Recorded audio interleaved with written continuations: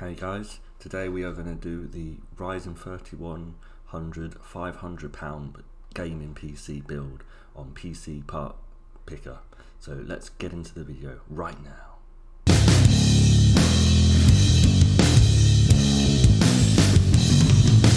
So as you can see, we've got our part list here for the 3100 £500 build. This is the new CPU from AMD, the Ryzen 3 3100. So as you can see, it's a quad core, so 4 core and then 8 thread processor. The motherboard we're going to pair with this is an ASRock B450M HTV. This is a MicroATX motherboard for £55. Now we want, because it's a budget build, we just want to get the absolute cheapest motherboard, which is going to be B450 and have the M.2 slot, for the drive.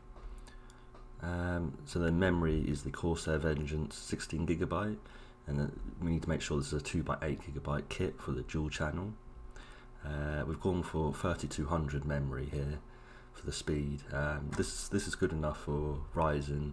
Again, if you've got more budget, I would probably suggest looking towards the 3600 speed, but it depends. It depends where your budget is, really. So for storage, I've just gone for a solid state drive, just the 500GB. I don't feel that for a budget build we need a NVMe drive. I just feel that a solid state drive is going to be good enough for us. 500GB enough, and it's cheaper. The NVMe drives are about £10 to £15 more expensive, but if you can afford it, obviously go for it NVMe. So next we have obviously our graphics card, which I recommend as the GTX 1650 Super. This is a good video card for the sort of budget to slightly mid-range area for gaming today, PC game. Overall, I think it's a very good card. It's a lot better than the RX 570 and RX 580, and overall for the value to performance, it's just a great sort of budget to mid-range card. The 1660 Super is obviously the next one up. I would recommend from there if you've got more budget, and if you're looking towards the sort of 600 to maybe even £700 build for the new 3100 processor. I've just got one for MicroATX case, just a budget case. The CTI7 is just a nice sort of, it's got a bit of RGB in there, and it's just a good MicroATX case. So yeah, and then obviously the PSU, just a 500 watt solid power supply from a good reputable brand.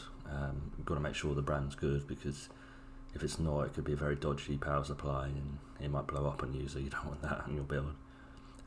Anything like Be Quiet, Corsair, EVGA, or Seasonic I would recommend. Those are the sort of the big four which I would recommend you get for power supply.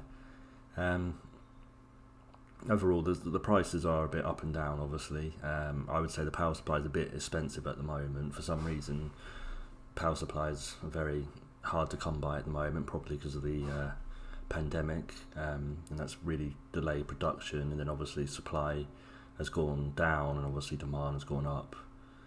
So because obviously more people are at home now, so they're probably looking towards building PCs. But yeah, I reckon if you can get a power supply for 40, that would be better, really, but it depends. You're going to have to be lucky to get one at that price.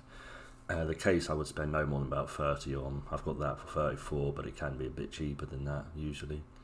Obviously the graphics card's where you want to spend all your money, really, as much as possible. I'd say about a third of your budget should go to the graphics card, and then you build around that for your actual build. The memory, I certainly wouldn't go anything lower than 16GB now, because 8GB is just not going to be good enough to run modern games today. There's already some games which are sort of, especially like Red Dead Redemption 2, they're hitting over the 8GB use now anyway. I always go 16GB. And overall, I think motherboard's a good price at 55.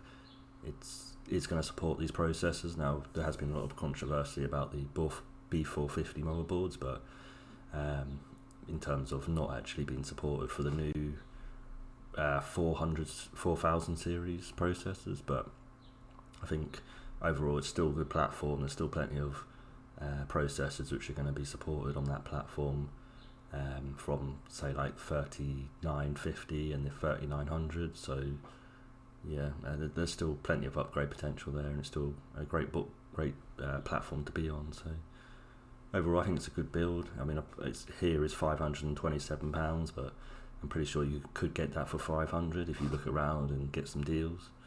So yeah, if you do like that build, give us a like, comment on anything you would change with it, or if you'd swap anything around, or you'd upgrade or downgrade for anything.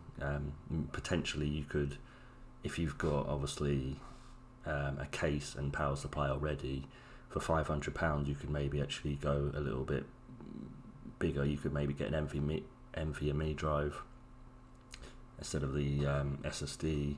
You could maybe upgrade the motherboard, and you can maybe even upgrade the video card if you've got a little bit extra money for the £500. So if you've already got an existing system, you're in a great position to upgrade here, especially if it's like something like an i5 or i7 from about 3-4 years ago. So yeah, give us a like, comment, subscribe, show you the next one. Bye guys.